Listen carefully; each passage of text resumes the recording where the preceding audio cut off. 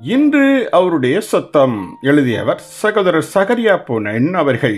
நாள் ஜூன் 29. அன்றாட ஜீவியத்தில் தேவனோடு சேர்ந்து வாழ வேண்டும். உங்கள் வீட்டின் வாழ்க்கையை எடுத்துக் கொள்ளுங்கள்.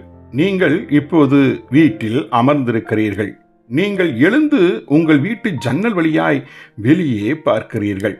அங்கே வீதியிலிருந்து இயேசு கிறிஸ்துவே உங்கள் இல்லத்திற்கு வருவதை கண்டுவிட்டீர்கள். இப்போது உங்கள் நடவடிக்கைகள் என்னவாயிருக்கும்?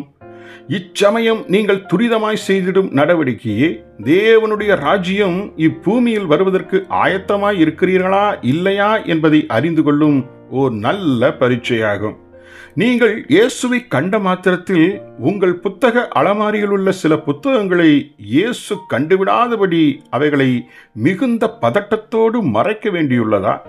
ஒருவேளை நீங்கள் உங்கள் வீட்டில் கேபிள் டெலிவிஷன் வைத்திருப்பீர்கள் என்றால் அதையும் விரைந்து சென்று மறைக்க வேண்டியிருக்கும். நடந்து வந்த இயேசு இப்போது வீட்டிற்குள் பிரவேசித்து அமருகிறார். இப்போது நீங்கள் வழக்கமாய் சாப்பாட்டு மேஜையை சுற்றி உட்கார்ந்து கொண்டு புறங்கூறும் வம்பான கதைகளையெல்லாம் ஒரு துளி கூட சம்பாசித்து விட மாட்டீர்கள். இவ்விதம் இயேசு உங்கள் வீட்டில் தங்கி இருக்கும் வரை உங்கள் குடும்பத்தில் உள்ளவர்களோடும் வேலை செய்பவர்களோடும் உங்கள் வழக்கமான சம்பாஷணைகளில் துணிக்கும் கடுமையான வாசகங்களை எல்லாம் தவிர்த்துவிட்டு அவர்களிடம் அன்பாகவும் மரியாதையாகவும் நடந்து கொள்ள விசேஷ கவனம் எடுக்க வேண்டியுள்ளதா? மேலும் இயேசு உங்கள் வீட்டில் அமர்ந்திருக்கும் போது உங்கள் எல்லா நண்பர்களும் வந்து இயேசுவை சந்தித்து பேசுவதற்காக நீங்கள் மகிழ்ச்சியடைய முடிகின்றதா?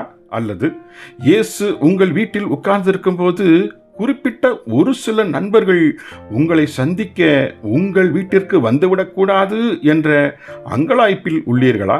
இன்று போலவே இயேசு உங்கள் வீட்டில் சதாகாலமாய் தங்கியிருந்தால் நீங்கள் பேரானந்தம் கொள்ள முடியுமா? அல்லது அவர் உங்கள் இல்லத்தை விட்டு சென்றவுடன் அப்பாடா நல்ல வேலை போய்விட்டார் என பெருமூச்சு விடுகிறீர்களா? இந்நிகழ்ச்சிக்கு உங்கள் நெஞ்சை தொட்டு நேர்மையாக பதில் கூறுங்கள். நம் வீட்டில் ஏதோ சில நாட்கள் மாத்திரம் அவர் தங்கியிருப்பதை மிகுந்த பாரமாக எடுப்போம் என்றால் நித்தியத்தில் அவரோடு சதா எங்க நாம் வாழ முடியும்?